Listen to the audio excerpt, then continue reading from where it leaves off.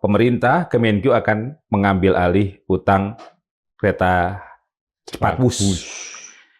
Menurut Mas Agus ini kebijakan yang seperti apa? Intinya itu uang APBN. Dari pos mana? Kan itu harus ada aturannya. Sekarang pemerintah ini melupakan tata kelola. Melakukan sesuatu langkah termasuk penanganan WUS ini, dasarnya apa? Siapa yang paling bertanggung jawab terhadap proyek kereta api cepat? Secara mengambil kebijakan kan dulu presiden yang menetapkan, meskipun sudah kita ingatkan. Jokowi. Apa resikonya jika pemerintah tidak mengambil alih utang PT KCIC ini? Tentu default ya. Nah, ketika default, pertanyaan saya, maukah Cina akuisisi si KCIC ini? Jawaban saya nggak mungkin mau. Perkiraan saya, dia minta jatah bikin pangkalan atau apa ke Natuna mendekati kita. Untuk sebuah proyek yang sudah dijalankan, kemudian merugi, tanggung jawab pemimpin saat itu, presiden saat itu, apa yang bisa dilakukan, Mas Agus? Kalau ahli hukum bisa nuntut, ya silahkan. Dia sebagai pencetus, ya harus, ini buat rakyat loh. Dia suruh ngusulin aja, dari Solo juga nggak apa-apa, suruh ngusulin. Ini diapain? Kali dia punya duit buat nutup utang. Mengapa pemerintah tidak mendeklar saja ya, bahwa memang harus menanggung beban rezim yang lalu? Karena untuk mendeklar itu ada aturannya. Sekali lagi, apapun yang dilakukan di sebuah negara, itu ada tata kelolanya. Nah, hari ini Indonesia itu tidak mengabaikan tata kelola itu. Pokoknya kerjakan, perintah, begini, landasannya apa? Nggak usah landasannya, perintah presiden. Selesai. Tapi yang menarik tadi infonya ya Mas ya, nanti yang umumkan AHY. Menteri Infrastruktur dan Pengembangan Wilayah, Menko. Bau politiknya kencang. Gue sih nggak mau orang nggak diajak ngobrol terus disuruh ngumumin. Kayaknya dimaki-maki dia nanti. Suruh pasang badan lah ya. Pasang badan, lu di sini. Kalau nggak lu mundur aja kali gitu. Sebagai orang yang dulu menolak proyek ini, apa yang Agus Pambagio rasakan hari ini? Saya menyesal, kurang kencang.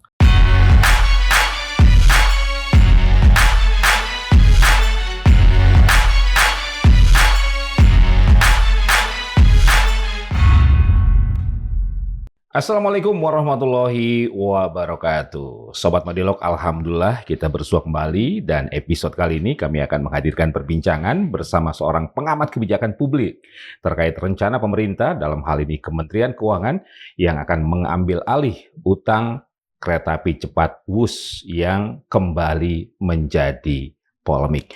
Alhamdulillah sudah hadir di studio narasumber kami, langsung saja saya sapa pengamat kebijakan publik Agus Pambagio. Mas Agus, matur suwun sudah hadir. Sami-sami. Ngomongin apa lagi kita? Memang ini belum diumumkan secara resmi kan, Ya. tapi sudah disampaikan oleh Pak Purbaya bahwa pemerintah Kemenkyu akan mengambil alih utang kereta cepat WUS. Menurut Mas Agus ini kebijakan yang seperti apa? Ya, uang kita kan sebetulnya hanya ada satu di APBN. 2 di Danantara karena itu BUMN yang dipisahkan. Ada lagi untuk special vehicles, mungkin dananya, tapi saya yakin itu dananya dari APBN juga untuk hal-hal yang seperti gini yang aneh-aneh. Supaya tidak mengikuti harus lapor DPR dan seterusnya. Oke. Tapi intinya itu uang APBN. Nah, kalau dibilang tadi Pak Purdaya, udah kita tangani dari pos mana? Saya bukan ahli fiskal, tapi saya tanya sebagai dari pos mana? Kan itu harus ada aturannya, ya kan? Karena sekarang pemerintah ini melupakan tata kelola. Melakukan sesuatu langkah, termasuk penanganan WUS ini, dasarnya apa? Oke. Itu aja dulu. Uangnya pasti uang APBN, plus uangnya yang ada di Danantara, kan itu harta negara yang dipisahkan, kan masuk BUMN. Itu aja. Dari mana lagi duitnya? Oke. Mas Agus, Pak Purbaya mengatakan bahwa akan dilakukan dengan skema melalui BLU. Dan layanan usaha yang ada di Kemenkyu, Special Mission Vehicle. Ya. Nah, skema ini menurut Pak Purbaya tidak akan membebani APBN. Saya bilang uangnya posnya dari mana? Memang Special Mission Vehicles ini kan tadi dia digunakan untuk menangani hal-hal yang emergency, yang tidak perlu lagi diskusi dengan parlemen dan masyarakat siapapun. Jadi, nah sekarang pertanyaan saya, uang yang di pos itu ada di APBN nggak? Saya bukan ekonom. Masuk nggak di anggaran APBN 2026 itu untuk apa? Oke. Kalau tidak ada, mau diambil dari mana lagi? Mau motong mana lagi? MBG sudah motong pendidikan, sudah motong macam-macam. KDMP sudah juga sama. Ini mau motong mana lagi? Artinya kan apa? Karena sumbernya sama, tentu ada yang harus kayak balonnya jadi pencet. Yang mana lagi nih? Nah ini yang saya perlukan supaya pemerintah menjelaskan pada publik. Ini uang APBN saya pakai dari pos ini untuk masuk ke kan si perusahaan saya bilang itu perusahaan BUMN yang ada di bawah kontrol Kementerian Keuangan kan juga pemerintah gitu. Oke. Supaya rakyat nggak bingung terus nebak-nebak. Tahu-tahu oh anggaran buat saya misalnya sekolah dipotong lagi gitu. Oke. Dan pengambil alihan 60% saham PT PSBI ini oleh Kemenku menurut Mas Agus? Ya, ini kan cuma pindah kantong kiri, kantong kanan. Ya kan? Nah, 60% itu kan dari struktur yang itu kan memang PSBI, kemudian 40%-nya Cina. Ya kan? Central Bank of China. Nah, itu kan urusannya di 60% itu ada juga bagiannya BUMN 4 konsorsium itu. Iya. Yang masing-masing punya bagian sendiri. Nah, ini yang menurut saya sekali lagi perlu dijelaskan. Kalau ini kayak orang di-prank aja gitu loh, ini sebenarnya duitnya dari mana sih? Kok bisa bayar? Saya pertanyakan kok bisa bayar? Kan 100 hampir 120 triliun itu banyak loh. Iya. Mau diambil dari mana? Kan itu terus bunganya jalan terus 3,5% atau 3,4%. Itu yang harus disampaikan supaya kita tidak nebak-nebak. Terus banyak kawan-kawan researcher juga membuat alokasi sendiri tanpa ada patokan resmi dari pemerintah. Gitu. Iya, oke. Mengapa pemerintah tidak mendeklar saja ya bahwa memang harus menanggung beban rezim yang lalu? Karena untuk mendeklar itu ada aturannya. Sekali lagi, apapun yang dilakukan di sebuah negara itu ada tata kelolanya. Nah hari ini Indonesia itu tidak mengabaikan tata kelola itu. Pokoknya kerjakan perintah begini landasannya apa? Nggak usah landasannya, perintah presiden. Selesai. Itu yang membuat saya dan kawan-kawan khawatir. Sebetulnya ini mau gimana sih? Oke. Yang apa dasarnya? Kan harus ngambil pos sebelum itu kan harus diskusi sama DPR. Oke. Karena dia bayar bagaimanapun APBN, apapun namanya lah. Uangnya itu dari situ. Dari pajak, dari macam-macam. Kalau kita ingat kan Presiden Prabowo pernah menyampaikan itu ya, bahwa akan diambil alih oleh pemerintah. Uangnya dari mana? Kan saya waktu itu saya tanya, uangnya dari mana? Gitu, ngutang lagi kah? Kan yang paling mungkin ngutang lagi. Uang APBN-nya nggak cukup. Kan yang harus dilunasi utangnya bukan hanya WUS. Iya. Kan banyak. Ya. Nah itu yang perlu dijelaskan pada publik, ini dari mana? Gitu. Oke. Artinya bahwa ini perintah Presiden Prabowo kepada Menteri Keuangan Purbaya dan juga Danantara. Harus dikerjakan. Kalau tidak dikerjakan bagaimana? Kan perintah. Oke. Dari mana? Lu pikirin kok nanya, gue kan presiden. Gitu kan? Di tengah situasi fiskal hari ini. Iya. Ya kan, pusinglah Purbaya, cari-cari gitu, dicoba. Nah, di situ yang menurut saya, karena tidak ada landasan tata kelolanya menjadi berantakan. Cari aja dari mana, begitu. Rakyat kan bingung, di-prank terus. Oke. Menurut Mas Agus, kalau sudah diambil alih oleh pemerintah, Kemenku, itu sudah pasti memakai uang negara ya? Iya pasti, dari mana lagi kalau enggak? Bayarnya dari mana? Tapi mengapa kan Purbaya mau separuh-separuh toh, Danantara sendiri, pemerintah juga sendiri. Nah, Danantara sendiri kan ngambil dividennya itu dari BUMN. Kan uang negara juga, karena itu kan dipakai juga untuk pembangunan kita lah gitu. Oke. Jadi skema itu hanya dalam tanda kutip akal-akalan aja. Ginilah, saya bukan orang keuangan. Kalau di keuangan gampang tuh engineeringnya, pencet sini, masuk sini, pencet sini, pokoknya balance kiri kanan gitu. Nah, yang saya tanyakan sumbernya dari mana? Itu aja, karena besar loh. 120 triliun katanya KCC itu bilang lunas 38 tahun. Tapi orang bilang dia 60 tahun. Oke. Nah, ya itu dari mana? Karena itu kita yang kena kan. Lalu kalau macet, seperti tadi kita waktu off-air bicara, kalau macet gimana? Oke. Gitu. Oke. Menurut Mas Agus, pemerintah punya kemampuan untuk membayar utang PT WUS ini atau dipaksakan? Harus dipaksakan. Kemampuannya kan kita fiskalnya lemah. Menurut kawan-kawan ekonom ya, fiskal kita jelek. Jadi gimana? Buktinya kan daerah teriak ASN-nya tidak dibayar, paling lama sampai Oktober, ya kan? Sekarang banyak sekian puluh ribu atau ribu anak tidak bisa melanjutkan kuliah di perguruan tinggi meskipun sudah diterima karena tidak bisa bayar UKT gitu-gitu. Nah, ini kan menjadi pertanyaan publik. Tolong jelaskan, lo mau bayar ini dari mana posnya? Menurut Mas Agus, apa resikonya jika pemerintah tidak mengambil alih utang PT KCIC ini? Tentu default ya. Nah, ketika default, pertanyaan saya, maukah Cina akuisisi si KCIC ini? Jawaban saya nggak mungkin mau. Buat apa? Kecuali dia keretanya dari ujung barat sampai ke ujung timur Jawa atau Sumatera, sehingga Silk Road-nya Cina itu nyambung. Bisa. Perkiraan saya, dia minta jatah bikin pangkalan atau apa ke Natuna mendekati kita. Nah, ini kan lalu kalau kita gabungan, saya bukan ahli strategi juga, tapi saya mencoba menggatuk-gatukkan gitu, ya Kertajati mau jadi pangkalan Amerika misalnya gitu. Nah, kita ini jadi posisinya bagaimana? Itu yang harus dijelaskan pemerintah. Saya yakin Menteri Keuangan, Kepala Danantara juga bingung karena underlying-nya apa kalau saya mau bayar utangnya itu. Ada di mana aturannya itu? Kan ini spesifik WUS loh ini. Iya. Yang pasti tidak ada di waktu pembahasan dengan DPR. Nah, maksud saya ketika ini itu harus bicara dengan DPR, ini ada perubahan anggaran nih. Yang mana yang mau dikurangi? Boleh nggak? Kan gitu. Tapi kan ini nggak titah. Nah, itu yang saya nggak tahu. Apakah mungkin karena faktor itu?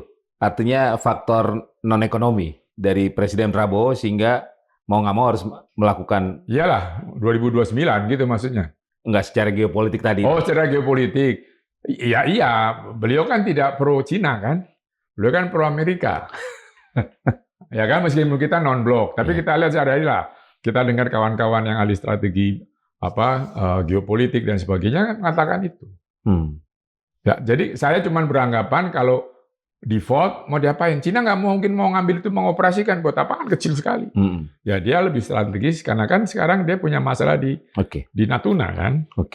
Jadi menurut Mas Agus apa hasil pertemuan dan lobby kita Indonesia ke Cina untuk masalah gini, kalau lobby masalah utang, mau utang apapun bentuknya, kita bisa kita turunkan cicilannya, tapi kan dipanjangin. Makanya ada yang bilang, oh ini 80 tahun. Dengan posisi 120T, gitu. Paling itu. Nah, lobbynya kita kan nggak tahu. Dealnya juga kita nggak tahu. Kita nggak tahu. Makanya kita nih nunggu pengumumannya bagaimana. Nanti kita ketemu lagi bahas kalau udah keluar. Oh ini begini, nah, gitu. Pertengahan September ya, kata Pak Purbaya. Katanya begitu. Tapi dengar-dengar katanya yang mengumumkan bukan Pak Purbaya. Bukan, diperintahkan kalau saya baca di media itu Pak AHY, Menko Infrastruktur dan Pembangunan Wilayah. Ya ini kayak gini kan memusingkan publik. Ya kan, yang kita, ini duit kita loh. Kita menderita tidak harga naik, mahal naik, LPG, bensin susah. Buat begini. Yang pasti yang di Sumatera bilang ya udah bayarnya Jawa Barat sama Jakarta gitu kan. Tadi kita bicara. Ada secara awam ada betulnya. Yang non naik lu kan, bukan gua. Bahkan kalau netizen ada yang bilang, udahlah itu ditanggung aja Pemda DKI sama Jawa Barat. Iya, karena lewat situ orang-orang itu yang bergerak, itu. Yang lain kan enggak. Iya. Catatan Mas Agus terbaru mengenai utang WUS sampai Agustus ini? Apa jumlahnya? Ya pokoknya yang saya resminya kan belum jelas ini. Tapi kan bunganya 3,4 sekian itu besar. Kalau 120T mungkin sekarang sudah dengan kurs dan sebagainya ya mungkin bisa 150T. Nah itu kan besar. Dan terus mau berapa tahun nyicilnya? Kan 50-50, mau Danantara 5%, APBN 50%. Danantara 5% kan berarti dividen-dividennya BUMN diambil untuk bayar itu, sementara BUMN tidak terlibat sama sekali. Ya itu haknya Pak Doni Oskari ya, tapi kan tetap itu terkait dengan RKAP masing-masing BUMN. Dan memang secara bisnis belum menguntungkan ya Mas, WUS ini ya? Belum, karena jumlah penumpangnya kan ramai ketika libur aja. Dan kan murah. Dulu awalnya waktu ribut-ribut, saya hitungnya sekitar 1 juta sekali jalan. Tapi kan nggak mungkin. Ini pun sudah membunuh Parahyangan kan, jadi penggemar Mm-mm. Parahyangan sudah pindah. Iya, iya, iya. Memang enak kalau kita dari Jakarta ke Bandung, pusing-pusing amat, Oke. naik bus saja. Oke. Dengan situasi hari ini, jadi sebenarnya siapa yang paling bertanggung jawab terhadap proyek kereta api cepat? Kalau dilihat Pasti. operasional pasti PT KAI, karena WUS kan, operasional dari dia. Kenapa nggak banyak, kenapa masih rugi gitu. Tapi secara mengambil kebijakan kan dulu Presiden yang menetapkan, meskipun sudah kita ingatkan. Jokowi. Ya kan? Nah, tidak ada sih namanya presiden itu terus itu ya selain moral. Nggak tahu kalau ahli hukum bisa nuntut, ya silahkan. Gitu. Karena ini kan sebuah keputusan untuk infrastruktur itu rawan ketika kita tidak punya basic data yang pas. Oke. Karena infrastruktur itu kan dimaksudkan ketika membangun orang bekerja. Ketika sudah selesai, masyarakat itu menikmati pembangunan itu. Nah, itu kan belum ini. Banyak yang belum dibayar tanahnya kan di jalur WUS. Iya, oke. Dan belum ada, Mas, proyek serupa seperti kasus WUS ini. Di mana? Di Indonesia. Di Indonesia bukan WUS sih, banyak misalnya Bandara Kertajati itu kan juga utangnya besar. Terus mana lagi? Banyak lah. Tol-tol itu baru 9% yang untung loh. Operator tol itu. Uangnya ya itu tadi. Karena kan pembangunannya tidak pokoknya jadi dulu. Bikin terserah dari mana. Nah, jungkir baliklah Menteri PU waktu itu kan untuk bangun. Nah, sekarang 50% lebih masih rugi. Oke. Meskipun tarifnya dinaikin terus. Oke. Dan itu kan dianggap sebagai salah satu keberhasilan Pak Jokowi ketika pemerintah infrastruktur. Ya. Tapi ternyata kenyataannya hari ini menjadi beban, Mas. Menjadi beban tidak saja itu tidak digunakan oleh masyarakat, tetapi juga kualitasnya buruk. Jalan tol itu dengan kondisi statis yang semen, itu tahan 30 tahun. Tapi ini 2-3 tahun sudah jebol. Karena bikinnya ngasal. Udah saya ingatkan juga waktu itu. Nah, ini yang cost ini. Apalagi kan sekarang pemerintah Jawa Barat misalnya, atau pemerintah Jawa Tengah kan melarang mengambil batu, pasir. Padahal itu diperlukan untuk memperbaiki tol. KDM. Ya, nah ini kan, nah gimana dulu? Uang itu tahan 30 kok sekarang tambangnya merusak karena odol dan sebagainya. Ini problem pembangunan infrastruktur yang tidak ditata dengan baik menurut saya. Dan menjadi beban pemerintah berikutnya. Ya, berikutnya, siapapun dia akan menjadi beban. Apa pilihannya, Mas, untuk menyelesaikan persoalan itu? Nah, tentu pilihannya pertama gini loh, kita ini mau pilih kemana itu korupsi kan bebannya. Orang kita ini kalau DNA-nya dipisah gitu, pasti 80% itu maling. Serius. Orang mikir proyek saja, proyek ini nggak jadi ya karena nggak besar. Yang dikentit dikit. Kan jalan tol berapa yang diambil? Ya 30-40%. Ya kualitasnya kita lihat sekarang. Dan itu baru 9% yang untung. Sisanya ya BEP ya rugi. Bagaimana menahan itu? Yang lewat kan makin berkurang. Kalau di Jawa Barat, Jakarta rame. Tapi lepas Jawa Tengah ke Jawa Timur sepi. Belum yang luar Jawa. Trans Sumatera sepi. Itu penugasan. Negara bayar APBN. Itu bagaimana? Nah kalau untuk KUS nih, ada tawaran solusi apa dari seorang Agus Pambagio ini? Begini, memang karena jaraknya pendek, kosnya mahal. Sekarang dipanjangkan, tapi harus sekali lagi pastikan. Misalnya gini, Jakarta, Surabaya lah, itu harus diatur dengan penerbangan. Kayak di Jepang, jam 7 kereta WUS, jam 8 pesawat, gitu. Jadi tidak kanibal. Nah itu dipikirkan dulu. Nah, untuk menceraikan ini ya harus diselesaikan. Ngutang kan harus diselesaikan. Mau nggak mau harus dibayar. Bagaimana caranya? Ya silakan tanya yang ahli dulu. Membuat menghitungnya. Menghitung bagaimana? Ya kan, mau untung, ya naikkan, tapi yang naik tambah sedikit. Karena memang tidak visible. Tapi kan dipasang sudah. Kalau proyek tidak visible, negara harus bayar. Apapun itu, BBM, bayar. Semua bayar. Karena itulah subsidi. Kalau enggak, tarif naik. Listrik, gitu juga. Tapi masalahnya, UUS ini apakah memang dinikmati oleh banyak rakyat, Mas? Enggak. Kelas menengah lah. Menengah atas. Kan Buat masyarakat cukup mahal, 250, 200, 300, 350, kan cukup mahal. Kalau berempat saja, nah itu mendingan naik mobil kan. Iya, iya. Iya. Cuman 2-3 jam naik mobil. Oke. Karena dia bersaing dengan jalan tol. Oke. Sebagai orang yang dulu menolak proyek ini, apa yang Agus Pambagio rasakan hari ini? Saya menyesal, kurang kencang. Buktinya dibangun. Karena kita udah bilang ini pasti bermasalah. Sudahlah. Kita mesti menjadi, kita kan bangga tuh. Wus kereta yang pertama di ASEAN. Oh, iya bangga. Tapi ngurusnya ini operasionalnya bagaimana? Saya itu bersama-sama dengan beberapa teman membereskan KAI 6 tahun. Nah, terus ini tentu saya punya, ini gimana sih terusnya gimana? Kalau ini dipakai terus artinya subsidi buat KRL yang dibutuhkan oleh masyarakat kan berkurang, nggak bisa nambah. Kalau tidak nambah, operasionalnya mahal. Terus naik tarif. Kan cuma itu, tambah subsidi atau naik tarif kan cuma 2. Iya. Karena ini diganggu oleh WUS, nah KHI kan rugi. Mau nambah subsidi nggak ada uangnya. Ya kan, kasus prasarana-sarana yang rame dibahas itu, itu juga tidak diselesaikan sudah sejak Undang-Undang 23 disahkan. Nah, itu juga mengganggu KHI. Dulu kita bereskan dengan utang berapa ya, 800 miliar atau berapa, beres jalan bagus, sekarang bagus, tapi untungnya tergerus oleh bayar utang WUS, LRT. Iya. Itu dulu gimana sih waktu KPBU-nya direncanakan itu seperti apa gitu. Itu yang saya nggak ngerti karena saya tidak terlibat sebagai pengambil keputusan, tapi saya melihatnya secara situasi sosial politiknya, yang ngapain dibangun. Oke, untuk sebuah proyek yang sudah dijalankan, kemudian merugi, tanggung jawab pemimpin saat itu, presiden saat itu, apa yang bisa dilakukan, Mas Agus? Secara legal saya nggak tahu ya, nanti kita bisa ditanya pada ahli hukum. Sekarang menurut saya tinggal moralnya saja, ini diapain, Anda tanggung jawab loh. Yang sekarang tanggung jawab ya yang berkuasa kan, tetapi dia sebagai pencetus ya harus, ini buat rakyat loh. Dia suruh ngusulin aja, dari Solo juga nggak apa-apa, suruh ngusulin. Ini diapain? Kali dia punya duit buat nutup utang, kita nggak tahu.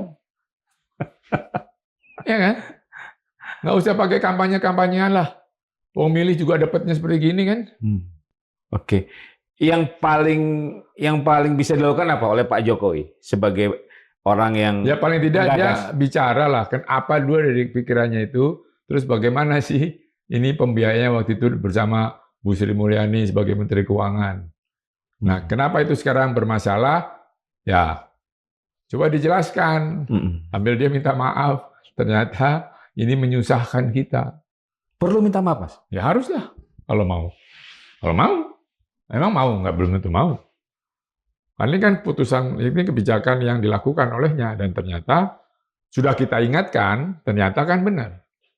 Bermasalah. Kalau tidak kita ingatkan, ya apa, kita udah ingatkan kan. Sampai bukan saya saja, banyak yang mengingatkan bahwa ini hati-hati. Tapi kan terus dijalankan. Ya dia harus minta maaf lah, bahwa saya salah membuat kebijakannya misalnya. Nah, terus ya bahas, saya bertanggung jawab membereskan, ya mau tidak mau dengan mohon maaf sebesar-besarnya Presiden Prabowo. Karena dia yang berkuasa sekarang. Oke. Menurut Mas Agus, Pak Jokowi akan melakukan itu? Enggak. Mana ada Presiden minta maaf? Di Indonesia ya. Di luar negeri ada harakiri mungkin kan? Gitu. Ya jadi Presiden kan sakral di atas. Dia pimpinan politik, pimpinan pemerintahan. Yang ambil, tapi kan apa susahnya? Saya melakukan kesalahan dalam hal ini, saya mohon maaf. Mas, sebagai pengamat kebijakan publik, proyek kereta cepat WUS ini sebuah kekeliruan atau sebuah skandal? Ya, pertanyaan yang menarik itu ya. Kekeliruan sebetulnya kan ya sudah kita kasih tahu, ya berarti kan keliru ya. Memang harus ada, ini kan kereta generasi kedua. Kita perlu, tapi bagaimana cara merencana itu dengan baik gitu. Kata orang kalau terlalu banyak studi nggak jadi-jadi. Ya, tapi harus ada basicnya. Nah kalau ini sampai default ya skandal. Atau sampai KAI bleeding lalu juga default, skandal. Kan ini beban dari KAI, harusnya kan bebannya di Wika nih. Iya. Kan sekarang diperiksa KPK Wika. Iya. Karena dia konstruksinya. KAI kan hanya menjalankan barang udah jadi. Oke. Gitu. Saya pecinta kereta, saya berkeberatan kalau KAI harus bertanggung jawab, tapi dia harus dibantu. Karena dia nggak ada Oke. pendapatannya kan dari penumpang, dari batu bara yang besar. Nah kalau itu terus diambil karena ada hak dia dulu, padahal seingat saya tanya pada Dirut KAI dan Menteri Perhubungan waktu itu, kalau pindah dari Wika lalu ke KAI, KAI yang bayar, uangnya dari mana? KAI nggak ada. Iya. Oh nanti dari APBN disetorkan, KAI yang bayar. Bilangnya gitu loh waktu itu. Nah sekarang kan enggak, keuntungan dia dari angkut batu bara di Sumatera Selatan sudah butuh bayar utang. Kan harusnya dia bisa buat permajaan kereta dan seterusnya. KRL kita ini sudah tua nih, harus sudah diganti. Iya. Gitu. Oke. Dan BUMN yang konsorsium itu uangnya juga uang utang semua itu? Nah yang saya tahu persis itu Wika, untuk setoran awalnya 30 sekian persen waktu itu dia pinjam Bank Mandiri. Kalau KAI saya ingat itu KAI meminjamkan setoran itu karena komisaris tidak setuju waktu itu. Jadi komisaris bikin surat itu dipinjamkan. Nah kalau yang PTPN kan yang tanah itu di Walini itu, tapi sekarang diambil oleh PII. Nah kemudian satu lagi Jasa Marga, gitu, karena dia banyak lewat dan sebagainya. Dulu kan mau diambil tiangnya di tanah Jasa Marga supaya murah, padahal kan nggak bisa, karena itu tanah negara juga. Nah, jadi itu yang sekarang kena sangkutnya ya KAI. Oke. Jadi memang harus ada orang yang berani mengingatkan, bahkan membantah mungkin Mas ya, keinginan seorang presiden jika memang tidak masuk akal. Iya, idealnya kan begitu. Kan presiden mau tuh kan gini loh, rapat kabinet, kita berdebat, oke keluar kebijakan ya ini. Kalau gitu bikin undang-undang. Kalau tidak ada payungnya, bikin payungnya dulu. Baru muncul kebijakannya, kan nanti harus bicara dengan DPR. Jadi lama, ya itulah tata kelola kan. Bisa dipercepat kalau tidak ada kepentingan politik dari masing-masing 11 atau 12 partai ini. Masalahnya kita kan sering banyak kepentingan bikin undang-undang kan, ribetnya di DIM, daftar inventaris. Masalah itu kan karena partainya banyak. Nah itu. Oke. Tapi kalau ada yang membantah kan bisa disingkirkan, Mas. Ya itu problem politisnya. Sekarang ini tidak boleh ada yang membantah. Kerjakan, meskipun underlying-nya nggak ada. Mau apa? Kan saya presiden, Anda geser minuman ini ke ujung sana. Anda harusnya, nggak Pak, nggak bisa, minggir loh. Kan gitu. Kalau geser ini salah. Tuh, Anda terus bilang, loh saya diperintahkan presiden. Kena nggak hukumnya? Bisa kena, kalau itu merugikan harusnya Anda dihukum. Tanggung jawab sendiri bisa tanggung jawab presiden, padahal perintah. Karena tidak ada underlying-nya. Kalau ada suratnya, jelas. Ada alasnya. Ada alasnya. Ini perintah presiden, ini surat keputusannya. Karena begini. Kenapa saya pindah di situ? Karena kalau sini kecemplung. Gitu. Kalau ini nggak pindah. Nggak bisa ngelawan. Nggak boleh melawan. Oke. Mas, sebagai pengamat kebijakan publik, kira-kira kalau melihat situasi WUS hari ini sampai kiamat kurang 3 hari, kira-kira beres nggak, Mas? Enggak. Karena keputusannya, saya nunggu nih, keputusannya gimana nih? Bayarin utang. Kan nasibnya ditentukan. Saya nggak tahu pembicaraan atau cash flow-nya bagaimana, apakah sudah dicicil? Kan ada cicilannya itu. Nah, cicilan saya membayar KAI atau tadi PSBU yang konsorsium itu berapa? Sudah berapa? Kan kita nggak tahu. Jadi sekarang ya konsumen sih nggak perlu tahu juga, tapi dia perlu tahu duit siapa yang dipakai. Kalau duit gua, lo kenapa dibangun gitu. Jadi memang proses pertanggungjawabannya harus ada. Baik kepada yang lama maupun yang baru. Yang baru harus tanggung jawabnya diapain, dan dia harus mikirin. Duitnya dari mana dan sebagainya. Ada Menteri Keuangan, ada Menko. Perekonomian, ada Menko Infrastruktur. Ya pikirin bagaimana. Kan soal menteri dia harus mikir. Makanya kenapa menteri itu dibutuhkan oleh publik nih, dibutuhkan teknokrat itu, bukan politisi. Kalau politisi nggak bisa mikir. Iya. Mohon maaf, tapi ya politisi politik. Ini kita perlu teknokrat yang bisa. Entar dulu, kita coba lihat dari sudut ini, teori ini bagaimana. Gitu. Kalau sekarang kan rapat sampai jam 2 pagi, misalnya jam 3 pagi kan nggak jelas. Oke. Bercermin dari kasus Mas, ke depan apa yang harus menjadi catatan bagi pemimpin dalam konteks kebijakan di bidang transportasi infrastruktur yang terkesan mercusuar? Ya, ginilah, semua kebijakan itu harus ada landasan hukumnya, harus. Kenapa? Kalau terjadi persoalan gini, dispute dan sebagainya, kita bisa bereskan sesuai peraturan perundang-undangan yang ada. Kalau cakap saja, terus gimana? Dasarnya apa? Oh, saya diperintahkan oleh atasan saya. Lah, yang mana surat perintahnya? Ada nggak? Surat keputusan presiden, ada nggak? Ada yang ada yang tidak. Nah, kalau terjadi masalah, gimana? Makanya sekarang kan misalnya BPK, kan belum selesai ngaudit tuh. Iya. Karena itu tadi pasti bingung. Karena BPK kan selalu auditnya bilang, oh ini begini temuannya gini karena tidak sesuai dengan peraturan ini. Nah, ini terus gimana peraturannya? Saya yakin BPK pusing nih untuk mengaudit ini. Padahal perlu banyak diaudit kan, MBG, KDMP, semuanya kan. Beli-beli macam-macam itu. Tapi pasti dari mana ngaudit? Dasar suruh nyuruh beli motor, beli sepatu, kaos kaki itu mana? Kan diperiksa BPK. Makanya sampai hari ini BPK belum selesai, kan dia bingung. Gue mesti dari mana gitu. Nah, balik lagi ke bus sama lah. Ya, ini negara harus ada tata kelolanya. Dan harus ada yang tanggung jawab apapun itu. Mas, kalau dari skema B2B kemudian diambil alih oleh negara itu gimana, Mas? Ya, awalnya kan memang awalnya kan memang G2G. Ya. Negara itu negara yang dengan Jepang itu. Waktu Jepang. Akhirnya dipatahkan oleh Jokowi. Waduh, lama lah ini ambil jadi B2B. Ternyata B2B kan nggak bisa bayar. Balik lagi. Nah, ini terus bagaimana? Makanya dasarnya apa? Membolehkan ini dari B2B macet terus ke negara, dasarnya apa? Make APBN lagi itu loh. Padahal Presiden sudah menyatakan B2B lebih bagus, bagaimana begini tidak memberatkan APBN. Nah, terus sekarang memberatkan APBN. Apa dasarnya?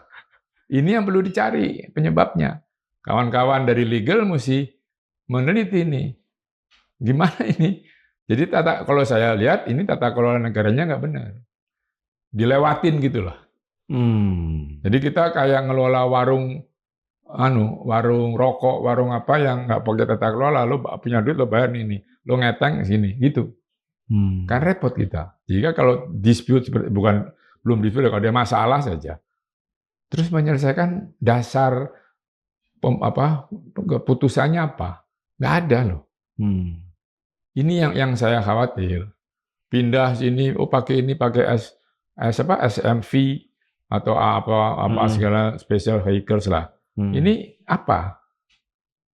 Oh, boleh segala macam kalau yang emergency boleh pakai SMV. Lah ya, ini emergensinya apa? Iya. Perlu ditetapkan dong. Iya. Ini negara. Gitu. Jangan main bisa aja lu pikir ini kas warung rokok gitu. Nah, publik perlu itu clear. Nanti tahu-tahu, wah kita tidak punya anggaran, jadi kita hentikan. Apa sebabnya? Lalu nggak perlu tahu ini urusan negara. Tapi kan ini barang yang semua orang tahu ini bermasalah. Tolong sampaikan bagaimana menyelesaikannya. Kalau cuma bilang 50%, iya terus duitnya dari mana? Kita penting tanya, duit untuk bayar itu dari mana? Pos mana? DPR harus bereaksi loh ini. Iya. Oke. Tapi DPR sepertinya sudah ini ya, senada. Ya diam-diam aja kan, karena tadi perintah. Jadi saya berharap komisi berapa? 11, komisi 5. Perhubungan, BUMN. Panggil.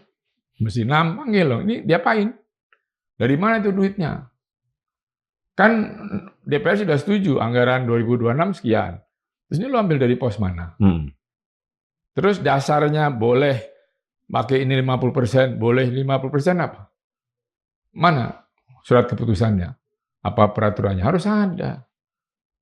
Itu yang mungkin lagi disiapkan, Mas, untuk nanti. Saya berharap begitu. Untuk diumumkan September nanti. Saya berharap begitu. Apakah itu akan dilakukan? Nobody knows. Oke. Rakyat bisa apa, Mas, kalau situasinya sudah seperti ini? Ya, kita bisa melakukan apa? Melakukan. Sekarang begini, rakyat dirugikannya enggak, busnya ada, bisa naik kita kan. Dirugikannya kan secara makro ada anggaran yang buat kita hidup ini jadi berkurang. Ada pos-pos tertentu. Ada pos-pos tertentu. Di APBN. Ya APBN yang pasti dikorbankan. Makanya saya perlu ini dari mana posnya? Apa dasar keputusan itu harus ada dong. Ini tata kelola. Itu. Nah, rakyat harus apa?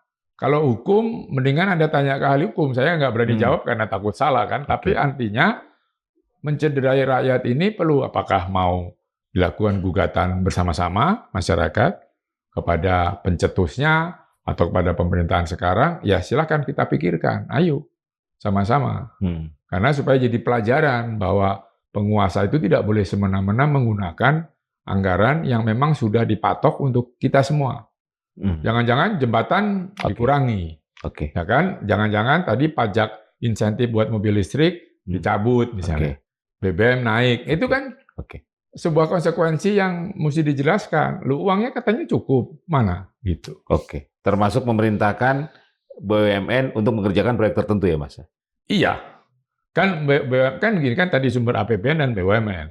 Kan artinya bisa jadi sebuah proyek yang sebenarnya tidak sehat, kemudian karena perintah presiden BUMN jalan aja. Nah, perintahnya tertulis. Apa dasarnya? Ya kan, BUMN kan ada peraturan Menteri BUMN-nya yang masih berlaku sampai hari ini, nomor 1, nomor 2, nomor 3. Itu jelas itu. Terus ini ada sekarang Danantara. Menggunakan dana Danantara ini apa dasarnya? Apa cukup keputusan CEO-nya, COO-nya, BPI Danantara misalnya? Nah, itu perlu jelaskan supaya tadi runtut tata kelolanya. Kalau tidak kan ngapain ada kabinet, ada presiden. Setelah konsorsium ini diambil alih oleh Kemenq yang 60% itu, otomatis mereka bebannya berkurang juga, Mas? Bebannya siapa? BUMN ini. Oh iya, tapi kan ada tadi, ini saya ambil, tapi bayar bunganya 50-50 ya. Kan gitu katanya. Tetap ada beban kan? Cuman memang kalau enggak kan, utang dan bunga ditanggung oleh, dan antara awalnya Menteri Keuangan ngomong gitu. Nah sekarang sudah diambil itu, ya sudah, utangnya kita ambil, kita bayar, tapi bunganya lu bayar 50%, gue bayar 50%. Tapi belum final loh, ini kan kita belum lihat putusannya. Nah, kita tunggu putusannya. Kalau katanya September, ayo kita tunggu September. Pertengahan September. Ya gimana, pokoknya duitnya itu asalnya dari mana, itu aja. Masyarakat pengen tahu duitnya dari mana. Mau negara lagi susah. Kenapa susah? Buktinya PNS di daerah nggak dibayar setelah Oktober. Benar apa tidak, ya berita di medsos kan begitu. Dan keresahan-keresahan itu banyak terjadi sekarang. Tapi yang menarik tadi infonya ya Mas ya. Nanti yang umumkan AHY. Iya, menurut saya dengar, saya baca begitu. Menteri Infrastruktur dan Pengembangan Wilayah, Menko. Sementara dia tidak ikut-ikut nih. Nggak diajak bicara nih. Nggak tahu. Kan bau politiknya kencang. Nah, tapi kan kalau gue sih nggak mau orang nggak diajak ngobrol terus disuruh ngumumin. Kayaknya dimaki-maki dia nanti. Coba yang lu tanya Pak sih yang lu bukannya Purbaya ini. Yang ngumumin kan di depan media. Nah itu. Suruh pasang badan lah ya. Pasang badan, lu di sini. Kalau nggak lu mundur aja kali gitu. Kan meskipun secara jabatan masuk ya Mas? Masuk, karena ini infrastruktur. Masuk, pengembangan wilayah, masuk. Tapi kan dalam pembahasannya Menteri Keuangannya ngajak nggak? Gue kok nggak pernah lihat ada AHY ikut merapat, ya mungkin bukan untuk umum sih. Tapi kan harusnya dia dilibatkan, entah deputinya, entah apa kan harus ikut. Karena itu, kalau apalagi dia suruh ngumumin. Gue sih ogah kalau gitu. Masa kita nggak tahu suruh ngumumin? Mas Agus ogah? Bercanda, ogah lah. Tapi kalau perintah presiden? Ya kalau gue sih udahlah mending berhenti aja. Kan kita yang nanggung itu. Bebannya pertanyaan wartawan coba. Iya kan? Wartawan kan jahilnya banyak. Image publik akan tertuju kepada AHY.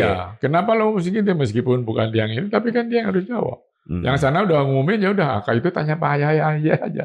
Dan di telepon Menko tanya Pak AHY kan gitu. Atau sementara dia tidak ikut atau tidak memahami adonannya ini loh. Oke. Mas Agus, matur suwun. Kita tunggu perkembangannya nanti rencananya pertengahan September. Ya nanti ketemu lagi kalau lu penasaran. Siap. Matur suwun Mas. Ya sama-sama. Sobat Madilog, demikian perbincangan kami bersama Agus Pambagio, pengamat kebijakan publik terkait rencana dari pemerintah yang akan mengambil alih utang kereta cepat Wus yang saat ini bunganya saja itu di angka 1,2 triliun Oke. rupiah per tahun, sementara total utangnya dirupiahkan kurang lebih sekitar 120 triliun rupiah. Kita tunggu saja nanti pengumuman resmi dari pemerintah pada pertengahan September mendatang. Semoga bermanfaat. Saya Margi Sari pamit. Wassalamualaikum warahmatullahi wabarakatuh. Waalaikumsalam. Matur suwun.